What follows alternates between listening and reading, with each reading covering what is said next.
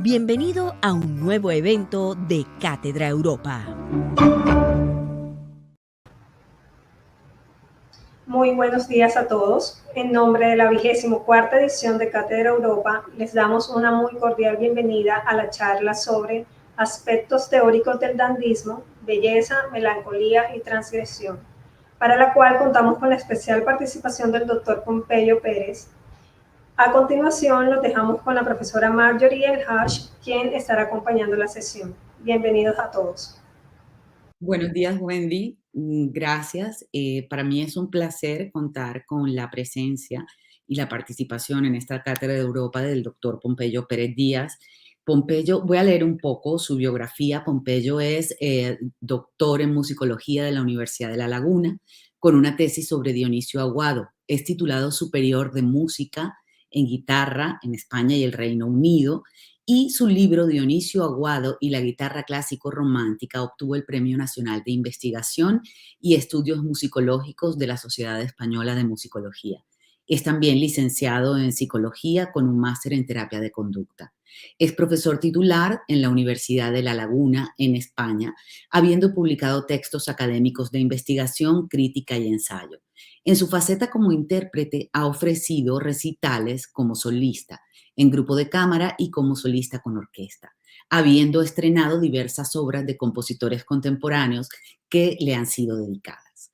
Su interés por las interpretaciones históricamente documentadas le lleva a ejecutar la música de otros periodos históricos con instrumentos originales, compaginando así los resultados de la investigación con la práctica efectiva de la interpretación. Él, en el ámbito literario, ha cultivado y publicado poesía, relato y ensayo.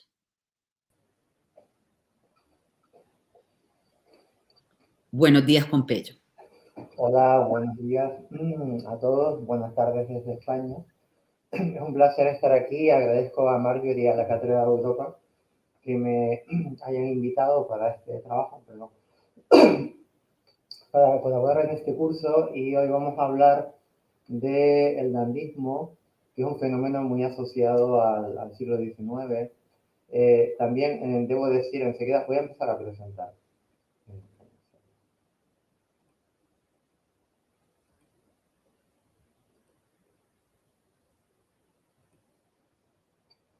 ¿Se está viendo bien la presentación?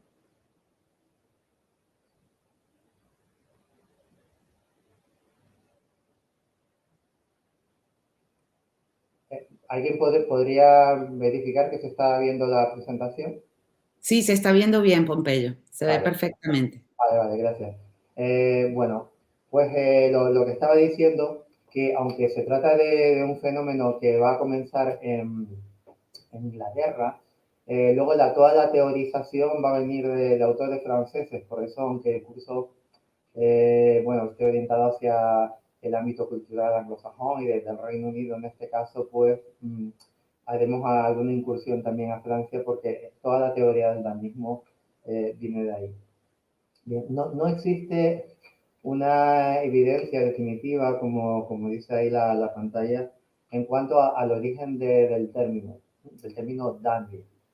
La más sólida me parece la que defiende Félix Lazúa, que es un escritor español que tal vez conozca. Antaño fue un escritor interesante, que defiende que viene del término Jack Dandy. Jack Dandy es una especie de arquetipo de campesino, igual que John Bull es otro tipo de arquetipo inglés. En el caso de Jack Dandy es como es un nombre un poco despectivo, del campesino que se viste de fiesta, digamos, para la fiesta se viste de manera extravagante, que queriendo ser elegante, pues lo que hace es ir un poco disfrazado, ¿no? Y de ahí sería el origen un poco quizás despectivo, el que luego pasó a ser en realidad el término para denominar a los dandis, cuya condición va mucho más allá del vestuario. En principio, y como veremos enseguida cuando hablemos de Jock Dummel y demás, el término iba asociado a aspectos exclusivamente de vestuario, digamos, de buen tono, de elegancia, aunque sin eludir cierto nivel de extravagancia. Con el tiempo y bastante pronto, en cuanto aparecen pues, figuras como Lord Byron y otros, va a adquirir sobre todo una condición que podríamos llamar personal o incluso espiritual en un sentido amplio del término, pasando a ser el atuendo un componente más, pero no la base del dantismo. En ese sentido, pues no debemos confundir, digamos, la figura del dandy con algunos fenómenos que se dieron ya también a finales del 18 y del 19, asociados básicamente a la moda, como fue el tema de los petimetres en España y en Francia, o el magismo, o los increíbles y las maravillosas en Francia.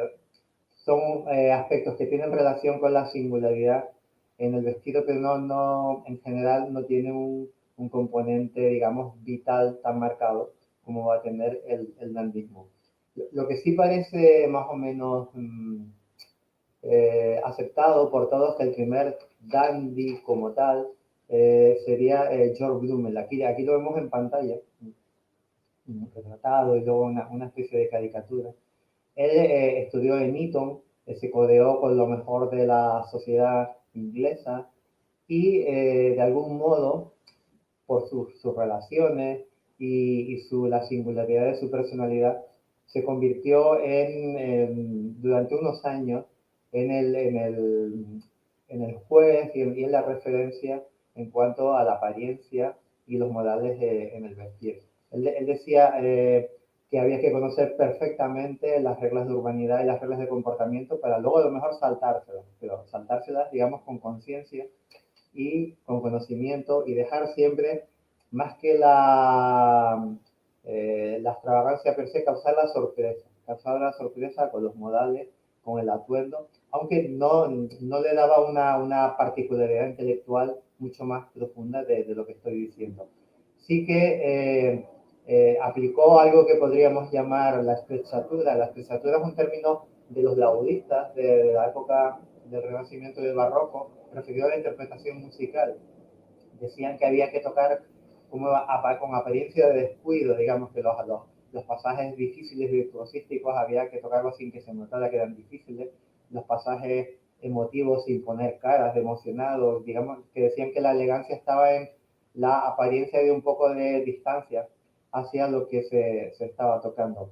Pues, sin usar el término sprezzatura, aunque ahora lo utilizan algunos diseñadores de la moda, curiosamente, yo me hablaba de el cierto despego hacia no parecer, digamos, muy interesado en ser elegante. Él, de hecho, decía que era de pésimo tono ponerse trajes recién estrenados y incluso se lo daba a sus criados para que lo usaran durante una semana o dos y ya cuando el traje estuviera pues un poco usado es cuando lo pasaba a utilizar él mismo. De algún modo fue que consolidó el arquetipo del traje masculino moderno, con pantalón, levita, chaleco, traje de 3 piezas, y también la generalización del uso de la corbata. La corbata, digamos, la pieza de tela anudada al cuello, que se había puesto de moda en París, en algunos círculos parisinos, a su vez tomado de los mercenarios croatas, los mercenarios de la caballería croata que servían en el ejército francés, presumían de usar un tipo de ornamento especial en el cuello, y de ahí de donde deriva posteriormente la corbata que adoptó Brummel y que ya ha llegado hasta nuestros días, evolucionando a veces pues, en su forma, en su grosor, etc. Pero digamos que viene, de hecho, el término corbata es una deformación de croata en francés, y de ahí no vamos a entrar en todo el aspecto filológico, pero que Brummel también fue el gran impulsor de este concepto. De manera muy cercana en el tiempo, y antes de llegar a Lord Byron, ya empiezan a aparecer personajes que aunan, digamos, el refinamiento, en la apariencia, en el vestir, con cierta actitud vital que va a prefigurar lo que en el futuro serán los decadentes y demás. Aquí tenemos a la izquierda a William Beckford, a quien el propio Lord Byron consideró su modelo en algunos aspectos. Aquí también empiezan ya los escándalos. A la derecha vemos a un noble francés, a William Courtenay, ahí lo ven.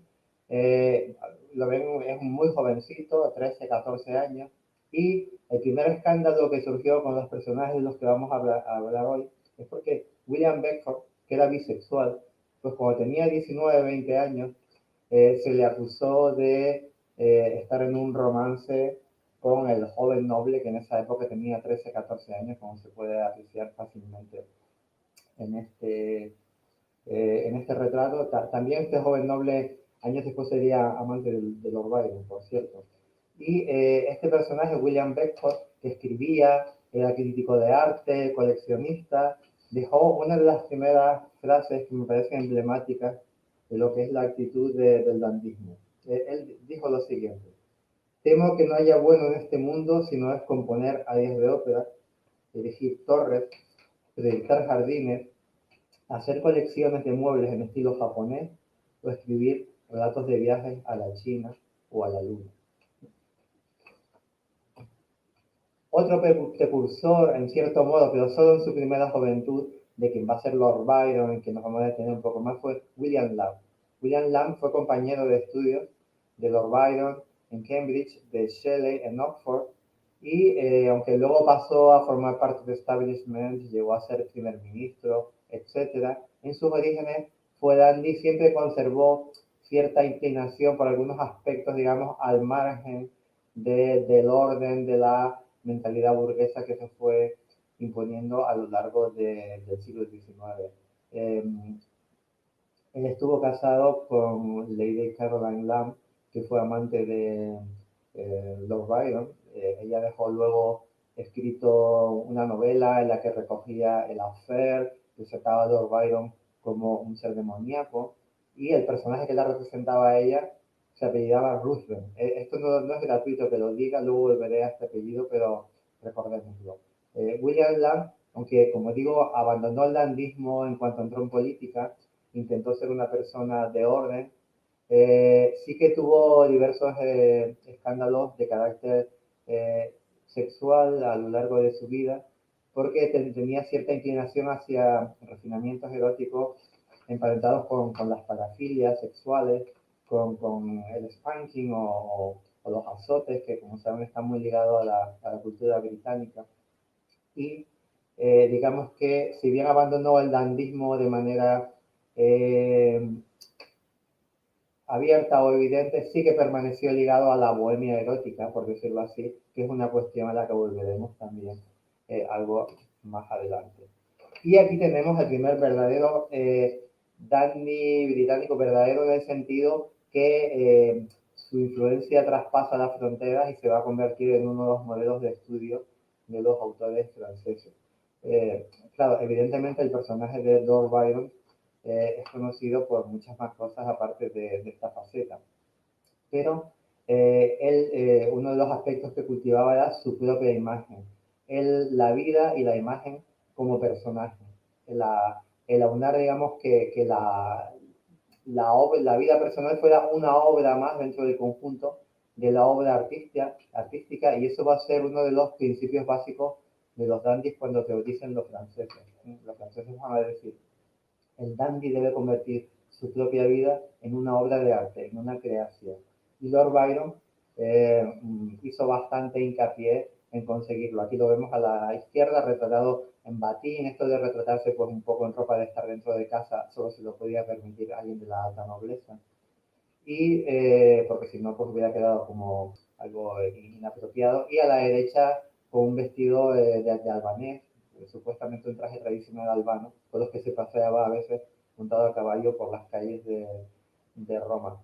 La vida bohemia y su inclinación hacia la transgresión también van en la dirección de lo que es el paradigma del dandy romántico y tardorromántico. Lord Byron eh, no hacía ningún esfuerzo en ocultar su bisexualidad, e incluso jugaba con la idea de tener una relación incestuosa con su hermanastra. John Polidori, otro escritor, un escritor que se suicidó a los 25 años, que era médico además, se inspiró en él para crear la figura del vampiro romántico. En su relato, el vampiro crea lo que es el arquetipo del vampiro seductor, con la capa, elegante, como se consolida luego a lo largo del siglo XIX y del XX. No olvidemos que antes de este relato de Polidori, las historias de vampiros eran una especie de unos muertos enajenados, que eran más bien cerca de un zombie que de un caballero seductor. Y es Polidori quien crea esta figura inspirada en Byron. ¿Y cómo se llama el protagonista de su relato El vampiro? Lord Ruthven. Le pone el apellido Ruthven al personaje inspirado en Byron, que a su vez se había dado Lady Caroline Lamb en la novela en la que hablaba de su romance con él, lo cual obviamente no es casual y es un guiño que confirma la relación de este personaje con Lord Byron. A partir de la figura de Byron y su influencia como poeta, como escritor, como personaje que muere heroicamente pues, en Grecia, pues, luchando supuestamente por la libertad de los griegos frente al Imperio Otomano, etc. Pues la figura del dandy comienza a penetrar en la cultura parisina. Aquí vemos algunos de los primeros artistas franceses, no, porque Chopin obviamente no es francés, es polaco, pero fue de carrera mayormente francesa, que fueron tanto de Delacroix como Chopin fueron de los primeros en cultivar aspectos de la vida que se podrían asociar al dandismo. Basta leer su correspondencia donde se recomiendan determinados establecimientos de seda para los pañuelos, los perfumes, etcétera, pero no sigue siendo un episodio, digamos, una especie de prólogo a lo que van a ser los artistas franceses que van a teorizar realmente sobre el dandismo. También hay una figura femenina, solo que es una casuística minoritaria y cuya explicación merecería una charla aparte. Creo que sería una digresión un poco superficial si lo metiéramos aquí, pero sí que había dandysets, dandy femeninas, como la escritora George Sand, que con ese seudónimo de hombre se vestían de hombre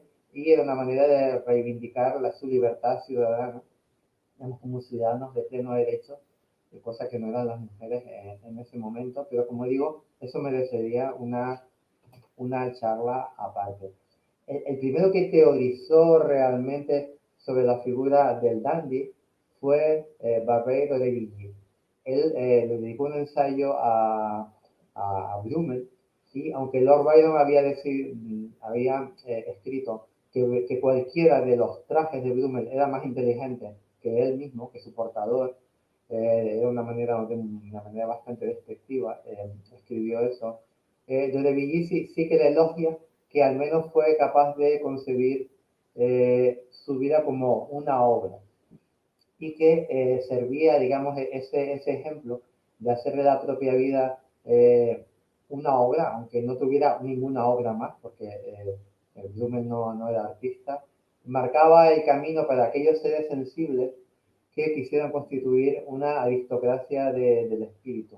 En esta época burguesa, que va desapareciendo pues la antigua nobleza, la antigua aristocracia, aunque se van estableciendo algunos valores que podemos llamar liberales y que se acercan a lo que podríamos considerar una idea de una democracia parlamentaria, muy alejada de las actuales, por supuesto, pero que supone un progreso político, también se va imponiendo cierta mediocridad burguesa en el sentido de la moral, una moral muy conservadora, una tendencia a no destacar, a no salir del gusto de la mayoría, y frente a eso, pues Dodeville y otros autores van a propugnar el concepto de la aristocracia del espíritu. Esta idea de transgresión no siempre va unida a unas ideas políticamente progresistas, no nos engañemos. Dodeville al principio fue ateo y fue pues rompedor frente a algunas tradiciones políticas, pero luego se volvió extremadamente conservador y con una especie de desprecio hacia muchos aspectos de la cultura popular e incluso del progreso de las clases más desfavorecidas. Tenía esa dualidad. Eh, Otra gran figura y más interesante en todos los aspectos que de Villiers, Théophile Gautier. Théophile Gautier fue el promotor, era un crítico de arte, poeta, novelista. Como crítico de arte hoy en día no es tan conocido, pero fue muy influyente. Siempre pongo un ejemplo. Hoy en día todos conocemos la Gioconda de Leonardo da Vinci. En esta época no era ni de lejos ni uno de los cuadros más conocidos de Leonardo. Y sin embargo, Gautier escribió un ensayo sobre ese pequeño cuadro del Louvre donde hay una dama con una misteriosa sonrisa, que fue un poco el cuadro que provocó el interés creciente por la Gioconda hasta llegar a ser lo que era. Él teorizó en el prólogo de su novela de La señorita de Maupin, sobre el concepto de el arte por el arte, es decir, la belleza en sí misma como un fin y también como una forma de transgresión. Eh, no quiere decir que el arte, y luego volveremos a eso al hablar de Oscar Wilde, cuando se dice que el arte es inútil, que solo sirve para crear belleza, no quiere decir que sea realmente inútil, sino que es inútil desde el punto de vista del utilitarismo burgués, del rendimiento económico y de la practicidad inmediata. Gautier, que gustaba mucho de transgredir y se convirtió en líder de algunos grandes parisinos, iba, por ejemplo, algo que me gusta contar, acudía con un chaleco rojo a los teatros, un rojo chillón, y eso era algo que se consideraba muy fuera del buen orden, del buen tono burgués, que iban siempre con tonos mates o más bien oscuros. El rojo chillón era un color asociado a la prostitución y que, pues, que en el chaleco, un caballero fuera con un chaleco rojo y de ese color, pues era una provocación bastante clara. A la derecha vemos el Hotel Pimoda, hotel en el sentido no de establecimiento para becar huéspedes, sino hotel en el sentido del sentido primario que tenía a veces en francés esa palabra de palacete. En este hotel, eh, Gautier y su discípulo Baudelaire crearon el Club de Hashish, donde se reunían para hablar de arte, de belleza, de dandismo y fumar hashish y tener experiencias con estados alterados de conciencia. Y aquí recupero la idea de bohemia erótica a la que mencioné antes. Eso también es una transgresión y una forma de dandismo asociado a la sensualidad. Si antes hablamos que William Lamb era aficionado al spanking, ¿no? A la flagelación dada o recibida, que en Francia eso se llamaba el vicio inglés, pues Gautier tenía un fuerte fetichismo por las piernas femeninas, y las piernas y los pies femeninos. Y lo sabemos porque aquí vemos a la derecha a la famosa actriz Alice Orsay. Es una actriz que en sus memorias, y leyendo sus memorias les aseguro que no era ninguna mojigata ni ninguna puritana, pero digamos que se inclinaba hacia una sexualidad normal. Y en sus memorias se queja de que Gautier gustaba de pedirle que se tumbara desnuda en un sofá y él se sentaba en el suelo para hablarle de sus preocupaciones literarias y poéticas mientras les acariciaba sus piernas desnudas. Eso a ella le escandalizaba, se lo dijo a sus hermanos, y los hermanos de la actriz fueron a hablar con Gautier, poco menos que a retarlo al duelo, y decir, usted deje de faltarle el respeto a nuestra hermana, acuéstese con ella como cualquier caballero, pero no la tenga ahí desnuda para hablarle de poesía, que eso es cosa de prostitutas. Y esta actitud de Gautier, repito, pues es una forma de dandismo asociado al erotismo. En breve volveremos a Inglaterra, pero aunque siquiera a grosso modo, no puedo dejar de mencionar a Baudelaire. Baudelaire también, cuando habla del artista moderno, del artista de la ciudad urbana, el flaner, el paseante que se mueve por las calles de la ciudad para captar el espíritu de la modernidad, se refiere a los dandies. Él, aunque a veces se tenía el pelo de verde, lo cual es bastante llamativo ya en sí mismo, defendía la sobriedad, vestido de traje negro, corbata negra, con sombrero de copa negro y camisa blanca. Eso sí, los guantes, como los otros dandies, eran de cuero, pero de colores, de amarillo, rojo, verde, que era una manera de señalar que no eran un burgués como cualquiera de los otros. Baudelaire también habla de que el dandy es como, al final dice, al final seremos absorbidos por la mediocridad burguesa que todo lo iguala, pero sí habla, ahí he apuntado una serie de sentencias, pero que esa provocación hacia lo diferente es como una muestra de egoísmo efímero, como el último rayo de luz o el rayo verde que se ve a veces cuando el sol se pone en el horizonte. Él habla de la impasibilidad del dandy, que el dandy debe ocultar sus emociones llevando una máscara de distancia que lo constituye en un ser elegante. También que dice que vive frente al espejo, pero lleno de hastío y de melancolía. No, él hablaba del spleen o el mal del siglo. Y todas estas máscaras, todos estos disfraces, en realidad, para quien sepa leer, son un camino para conocer la interioridad del ser sensible.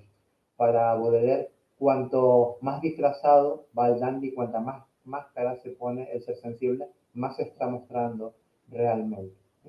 Como en un juego de falsas identidades. Voy un poco rápido porque, como digo, quiero volver a Reino Unido, a Inglaterra concretamente, pero sí quería mencionar a Robert de Montesquieu, poeta, crítico de arte, también aquí lo vemos retratado por un retrato magnífico de Giovanni Boldini, que hacía unos retratos excelentes, pero también un modelo de dandismo. Se dice a menudo que él era amigo de Proust, Proust lo llamaba su profesor de belleza. En la correspondencia entre ambos hay momentos realmente inefables, pero normalmente se dice que el personaje del Baron de Charlie en En busca del tiempo perdido de Proust se inspiró en Robert de Montesquieu. Y eso alguien lo dijo una vez y se repite y se repite y se repite. Y siempre digo que mucha gente de la que dice esto no ha leído a Proust, lo cual también se los recomiendo que lo hagan, pero entiendo que leer En busca del tiempo perdido no es una empresa fácil ni por su extensión, que supera las 4.000 páginas, ni por la densidad de su contenido. Pero repito, yo defiendo que al menos 3 personajes de En busca del tiempo perdido parten de Robert de Montesquieu. No solo el Barón de Charlie, sino Charlesman y Robert de Saint-Loup.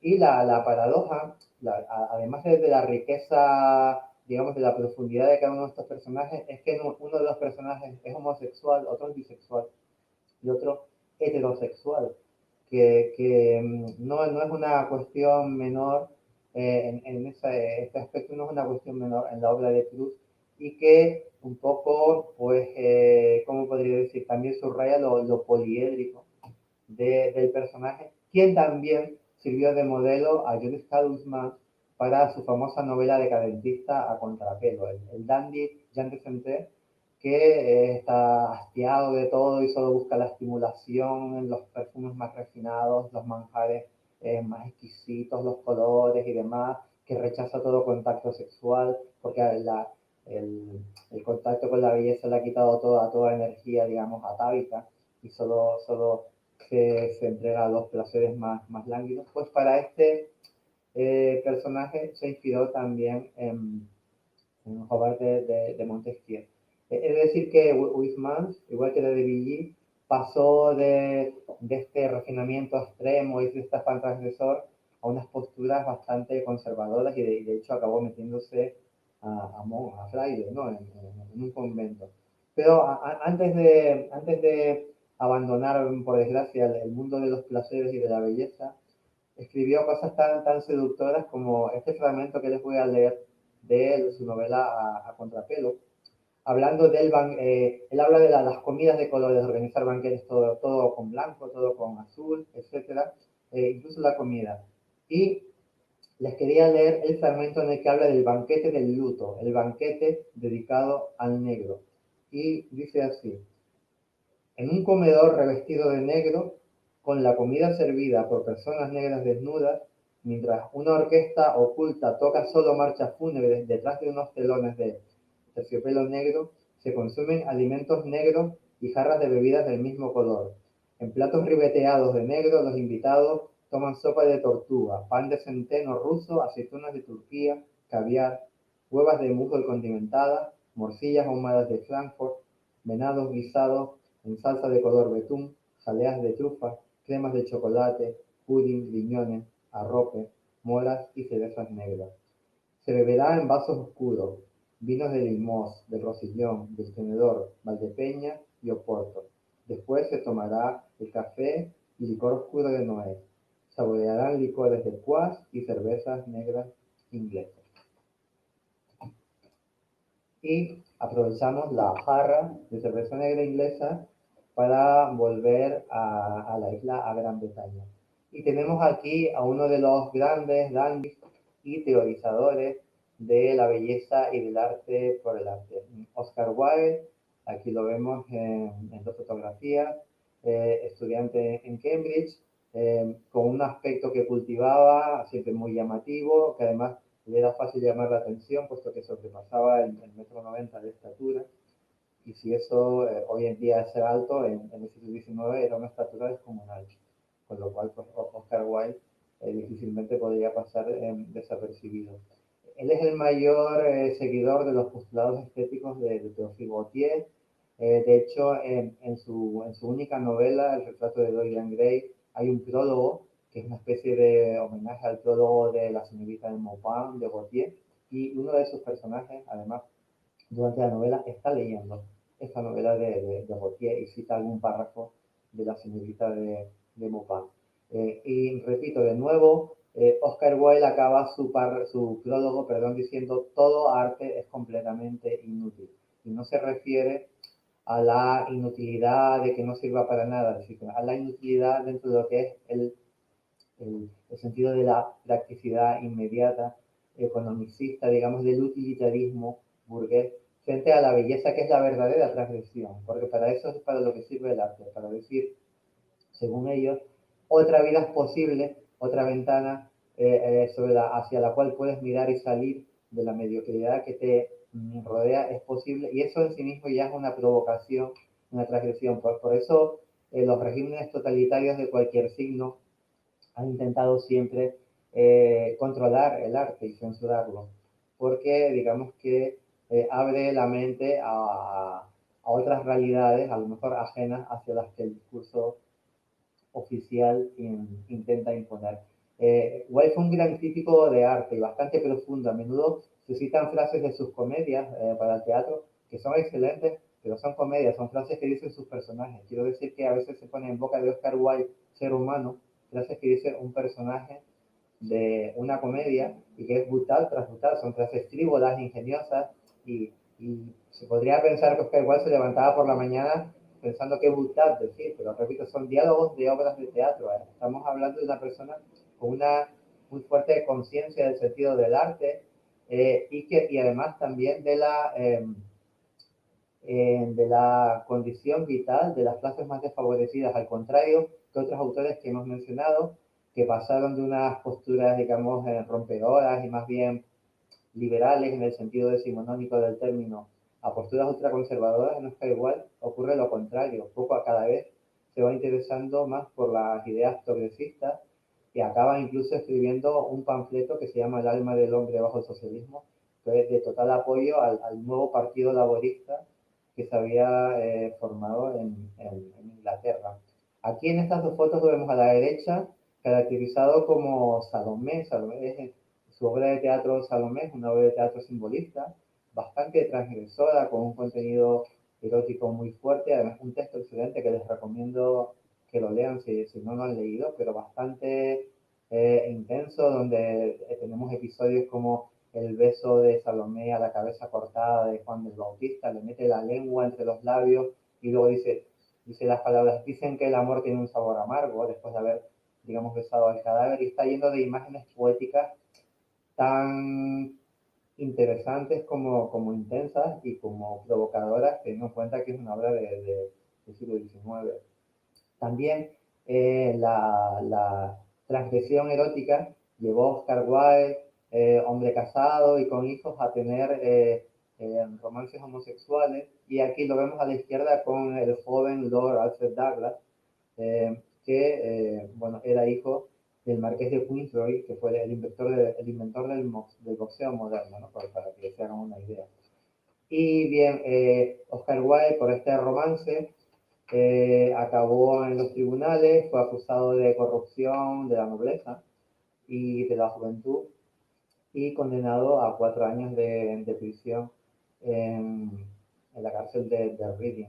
Él estaba bien relacionado y que le hubiera podido huir de Londres. En ese momento la actriz Lily Lanchi, que era la amante del príncipe de Gales, dijo que tienes un barco en el Támesis esperando para llevarte a París. Pero él pensaba que iba a ganar el juicio, que el mundo sabía y que Londres se había modernizado lo suficiente como para no condenarlo por su homosexualidad. Pero se equivocaba.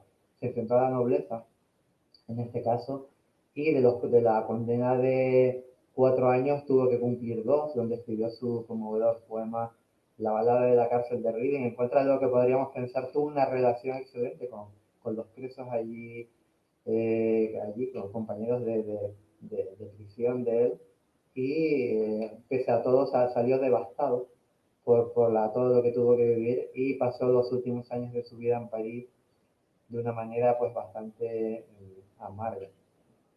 Pero repito, podríamos decir que aunque mucha gente tiene esta imagen frívola y alegre de Oscar Wilde, representa una de las vertientes más trágicas del dandismo.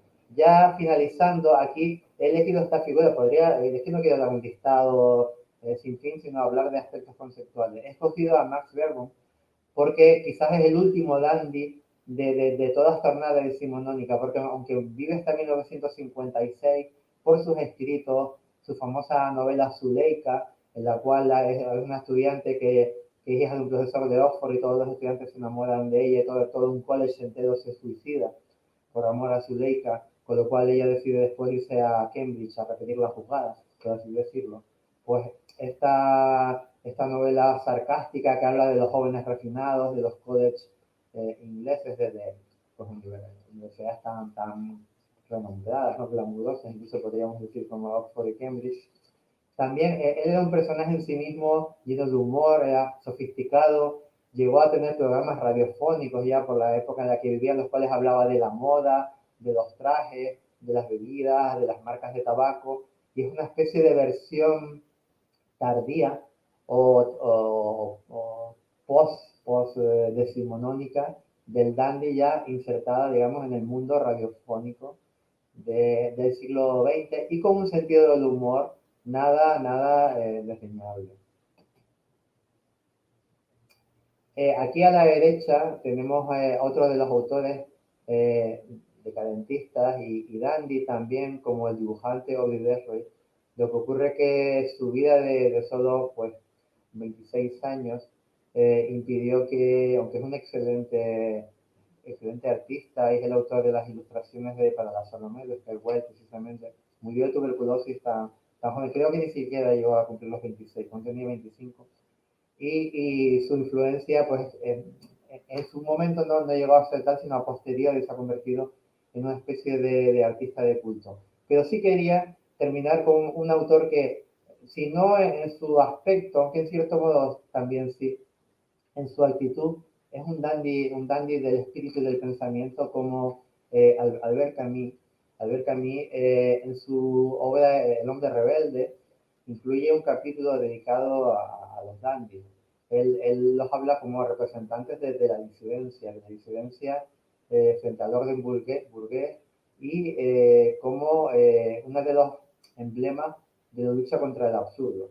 Camus siempre está hablando del absurdo en la vida, supongo que lo conocerán, y él dice, contra el absurdo de lo cotidiano, rebeldía, libertad y pasión. Y él cree que en la disidencia del dandy, como en el sentido conceptual y espiritual del término, se encuentra esa actitud. Y creo que más o menos he consumido el tiempo, voy a terminar. No quería dejar de reflexionar sobre la necesidad de esta actitud de defensa de la individualidad, que no digo del egoísmo, sino de la individualidad, y de la necesidad de la transgresión, de la provocación, de la blasfemia incluso, en un mundo cada vez más puritano, donde se señala en las redes sociales, en los medios, a cualquiera que se salga del orden moral que se va acotando cada vez más, que se le intenta censurar o cancelar, como se dice ahora, que es un eufemismo bastante patético. Y la necesidad de la rebeldía, de la singularidad y de no caer en la imitación y la mediocridad frente al absurdo, precisamente, y citando de nuevo a Camus, que es un referente moral para mí, pues me parece muy importante y desde este punto de vista creo que podemos reivindicar la modernidad de la actitud transgresora del dandismo. Y con eso creo que he terminado, Marjorie. Muchas gracias, Pompeyo. Pompeyo, yo tengo una pregunta, bueno, más una curiosidad, ¿no? Sobre este tema. Me vino a la cabeza la imagen del Drácula de Coppola, de este hombre, bueno, Drácula en sí mismo podría verse como un dandy en algún momento, ¿no? Ese Drácula de Bram Stoker, cuando viaja a Londres por su indumentaria, por su elegancia, no sé qué piensas tú, o si estoy yo muy desfasada. Sin duda, esa película, yo soy muy admirador de esa película, y porque además es de las pocas películas de Drácula, si no la única, que la sitúa en la época en la que está escrita la novela, en 1897, porque normalmente se les pone como a principios del siglo XIX, y ahí sale el cinematógrafo, la nueva tecnología del momento, como sale en la novela. Y efectivamente es una época del decadentismo, en los años 90, los felices 90, que se decía, de la época de la Belle Époque, la época de Oscar Wilde. Y efectivamente el Drácula de la novela, que la novela es interesante, pero el Drácula de la novela no es un tipo muy interesante. No es tan interesante como el Drácula de Coppola, que le da saber, digamos, le da más capas de profundidad, de ese punto de malignidad trágica, ¿no? De casi mártir del amor, ¿no? Pues lo hace más interesante, y en su atuendo sí que hay elementos de dandismo, por supuesto. Incluso Claro, ese gusto por lo japonés que tiene cuando está al principio en Transilvania, ¿no? Que no sé, podemos interpretarlo como un gusto de personaje, no sé si recuerdas, la diseñadora de vestuario le pone sí, unas batas que están a medio camino entre Gustav Klimt y el teatro kabuki japonés, ¿no? efectivamente. Esto Entonces, entroncamos con lo que leíamos antes de William Beckford, que decía que de las pocas cosas decentes que se podían hacer en la vida era coleccionar muebles japoneses. Pues bueno, entronca un poco con eso, ¿no? sí, y en esta época, un dandy, bueno, es que a veces, y también aquí te pregunto porque se me cruzan ideas por la cabeza, por ejemplo, este concepto de hombre metrosexual, que está tan interesado en su apariencia, en su indumentaria, en el cuidado de lo físico, ¿crees que encajaría como una especie de dandy en la contemporaneidad? Me parece demasiado banalizado. Es probable que algún dandy, si nos topezábamos algún dandy real, se le pudiera tomar por metrosexual. No sé si aún se usa el término, pero se le No, yo pudiera creo que tomar. no, yo creo que ya como muchos términos ha pasado de moda, pero Es posible, debe haber otro más moderno. Incluso ahora he sí, visto diseñadores que dicen con sprezzatura, el término que nombré al principio, y lo que sí, llaman ellos sprezzatura es llevar la corbata un poco torcida. Que mira, eso ajá, no es algo más complejo que eso. Eh, el hecho de que sea metrosexual, que sea una figura, digamos, de los más media y que mucha gente pues, lo lea en las revistas de moda, eso mismo ya le quita la condición de dandismo, digamos, de condición de singularizarse y de convertirse en digamos, en un artista de la propia vida. ujú, Esto en todo caso iría emparentado con los elegantes, sí, con el buen tono, más con Brummel, digamos, más con la ujú, línea Brummel que con Lord Byron o cosas así. lógico, sí. Un poco. Pues muchas gracias, Pompeyo. Jacqueline Pingarrón en el Estoy taller de... viendo, perdón, sí que estoy viendo, no había visto el chat, es que con Eh, el power no lo Jacqueline, veía. Vamos aquí que dice el link, a ver si hay alguna pregunta. no hay. En comentarios no hay preguntas. Que te quería comentar que en el taller de moda victoriana que va a hacer Jacqueline, ella hablará de la dandy set, de la figura de la dandy set, que es el femenino, ¿no? Sí, Del sí. Y hay una figura también que pues la Dandy Set era Dandy hombre, o sea, se vestían de hombre con él. Pero luego al final del 19 hay una figura que es la Pointrel. Se Ujú. escribe, lo voy a escribir por aquí,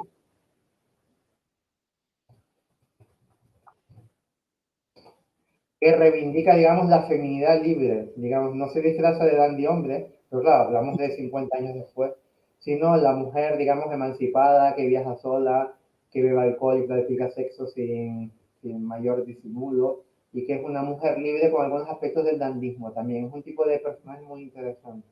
Pero merece una charla en sí mismo. Claro, Eso, una dedicar 3 minutos a eso como para quedar bien me parecía peor que no decir nada. Pues.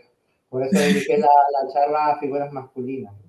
Pero porque esto merece una charla en sí mismo.